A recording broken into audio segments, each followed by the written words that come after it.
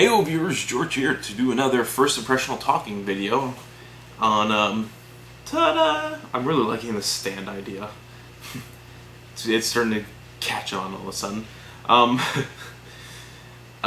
This time we are talking about Disney Infinite. I meant to talk about this last week when it obviously came out, but I got sidetracked by actually playing the game. So that goes to show what you're going to get expecting from this. It's a fun game. It's a really fun game. Of course, you know, it comes out, everyone's first thought is, oh, it's Disney's version of Skylanders. And to some degree, to a very small some degree, that is true. There is a bit of a Skylanders-esqueness in some cases. But beyond that, it's more like Little Big Planet, if anything. Like, a Disney version of Little Big Planet. It's actually the best way to describe it, if anything. So, basically what this game is much like Skylanders, you get, oops, I almost dropped that, you get these figures. Look, Sally from Monster University, not that I saw it, but you get these figures, and you have your portable power thing, which of course I didn't bring out with me, where you can, where you place your figure. You got two slots so you can have two players on the same screen, and then you have this other one that resembles that little shape right there. I'm going to call it a hectagon, even though it's not a hectagon. That's going to be the easiest thing. The other two have circles, so like you can only place them in their respective spots. And anyways, you place your character down and they appear in the game, much like Skylanders, sort of like portable power. Difference between Skylanders and that is there's a huge emphasis creating things, much like in Little Big Planet, of course. When you go through the game's levels, which are where a bit of the Skylanders thing comes into play, but not so much, where you take your character and you do like these various little games that are usually time travel based, or like you're trying to beat up enemies or something like that. You get experience to level up your Disney figure, and you also will unlock some things that you can use in your toy box, where you essentially create your levels, or you can just create whatever you want. Whether that just be, you know, you place things down for the hell of it, and you can have friends online, which is up to 4 people online. Play together in like this huge box that you create where you can like drive cars around or like ride things or just screw around. Or you can try and create your own games.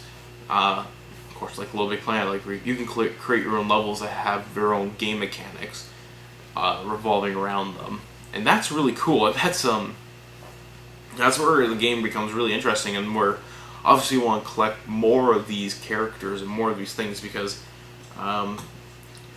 things like this, which this thing here comes with the game when you grab it as a starter pack, but like there are other characters that you can grab, like looking on the back, because apparently it has the Lone Ranger playset and the Cars playset, which comes with their own, which allows you to play levels that are based within the game's world, and allows you to unlock things that you can play within your toy box. And then there are these little packet things, sort of like a card pack. Oh, did I slip one under there? No, I didn't. That comes with these little... Oh, there we go. With these little disc things. I'm just gonna... With these little disc things, and there's like 2 in a pack. And they can do anything to give you something to ride. Like right here we got the Abu elephant from Aladdin. The things like power-ups, like this is a Felix power-up. Can't read over what it does, but it does something cool. Or it can give you like things to paint the background within your toy box. Or like other cars you can ride, or just other little things that it can give you, which is of course really fun and really cool, because it allows you to create more things. Trying to think of some negative points here, but like I said, like I was putting this off for a week because since it came out, because I grabbed this day one, and I was planning on to do like a few days later after I played it for a while, and I just sort of couldn't stop playing it a lot because it was just a lot of fun to play. And of course, you can't see, but like I've been collecting these figures, and I should actually note something about the figures here. I have a Skylanders figure here to sort of demonstrate the difference between. Sorry, the difference between the two. There we go. So, actually, I got two hands, don't I? So, here's the difference. I don't know if you can tell on the camera, but you can definitely tell in person that these figures right here, the Disney Infinite figures, are so more well made and look a lot more like a collectible thing than the Skylanders ones, which feels flimsy as hell.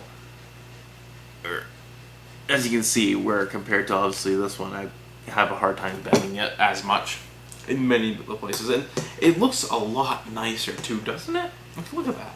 Look at Mr. Incredible. It looks really cool. My camera's showing me it's going to die soon, so I should probably wrap this up because I don't have too much more to say.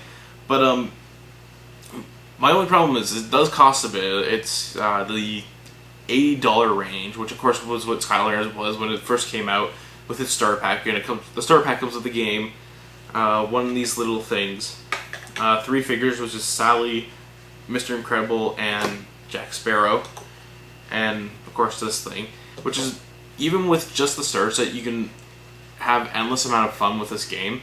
Other little things just add on to the fun.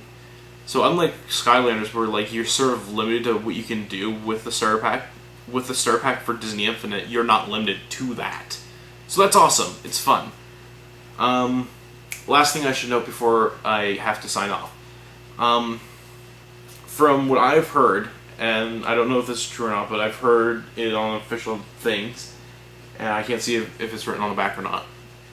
But if you create a level, let's say if I create a level on the Xbox version, and I post it up for people to download, someone on the PlayStation 3 version, on the Wii U version, or even on the PC version or whatever, can download that level because it's downloaded to the Disney Infinite's like hub base. So it like allows for a huge amount of content that's endlessly being created by every single platform, which is really freaking cool. That is awesome. We're getting closer to like the ultimate combination of all the systems combined together. So I wanted to mention that because that's a really cool thing. From what I recall hearing, I can't remember where nor have I tested, but I recall hearing that. Someone can correct me if I'm wrong about that. Please do. With that all said and done, definitely grab this game, and until next time, keep on gaming.